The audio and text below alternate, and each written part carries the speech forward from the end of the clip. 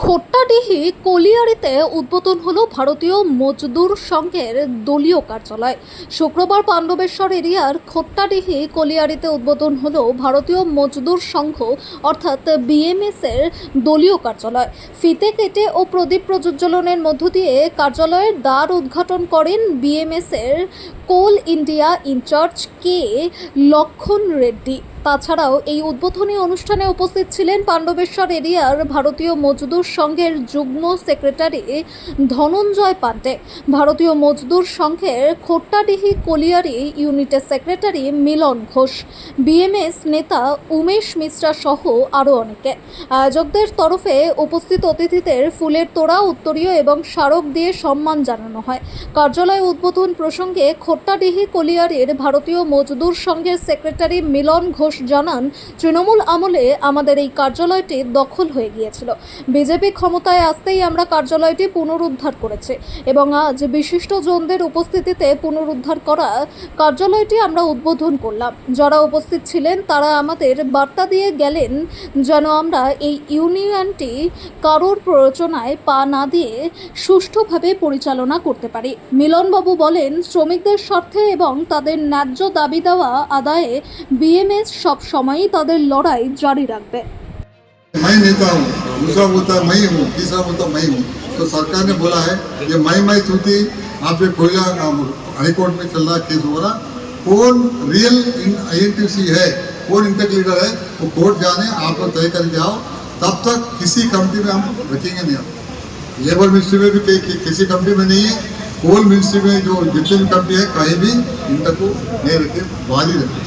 बाकी रहा तीन यूनियन को हमने साथ लिए चल के हमने चार्टर डिमांड दिया। और उस समय प्रमोद अग्रवाल साहब बोल रहे थे नहीं आप लोग जितना मांग कर रहे 50% वृद्धि इंक्रीज वो तो संभव ही नहीं है, तो हम जो है 2% से ज़्यादा नहीं बढ़ाएंगे, केवल 2%।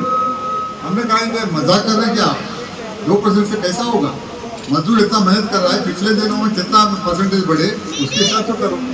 बहुत ही मतलब 2 साल ये भी बीएमएस के माध्यम से इतना आंदोलन किया, दबाव बनाए, धरना प्रदर्शन किए, सरकार के ऊपर दबाव लाया गया, मैनेजमेंट के ऊपर दबाव लाया गया, लेकिन आपने तो एक बात याद करनी चाहिए, क्या ये बाकी जो यूनियन वाले बोलने वाले भाषण देने के लिए आते हैं, इच्छा में किसी एक धरना किए क्या, 10वें वेतन संवर्धन के लिए एक धरना मुझे फोटो दिखाओ किए या अभी तक जो किया क्या। আজ আমাদের খোট্টাডিহি কলিয়ারিতে অনুষ্ঠান ছিল যে আমাদের যে পার্টি অফিস তৃণমূলের আমলে এটা দখল হয়ে গিয়েছিল, সেটাকে আমরা আজ পুনরুদ্ধার করেছি খোট্টাডিহি ইউনিয়নের সমস্ত কর্মীবৃন্দ মিলে। আর আমাদের কোল প্রভারী মাননীয় লক্ষ্মণ রেড্ডিজি, জেনারেল সেক্রেটারি মৃত্যুঞ্জয় সিংজি, আমাদের নরেন্দ্র বাবু এবিকেএমএসের ভাইস প্রেসিডেন্ট, তারা এসেছিলেন।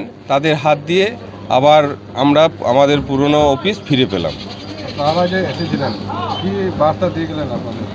তারা বার্তা দিয়ে গেলেন আমাদেরকে যে আমরা যেন সুষ্ঠুভাবে এখানে ইউনিয়নের মতন করতে পারি, লোকের প্ররোচনায় যেন পা না দিই।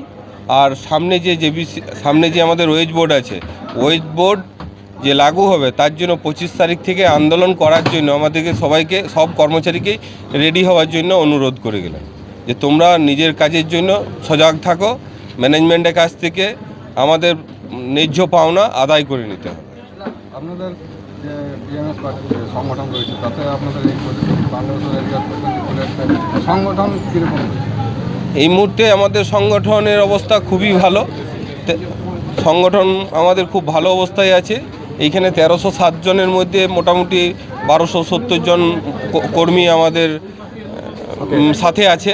আর কিছু তৃণমূলের যে হারমাতগুলো ছিল সেগুলোকে আমাদের এখান থেকে কোনো জায়গা নেই, তারা জেনে রাখুক, তাদের জায়গা আমাদের এখানে কোনো দিনই হবে না। হারমাতরা হারমাতের জায়গাতেই থাকবে। আমার নাম মিলন ঘোষ, খোট্টাডিহি কলিয়ারির বিএমএস সেক্রেটারি।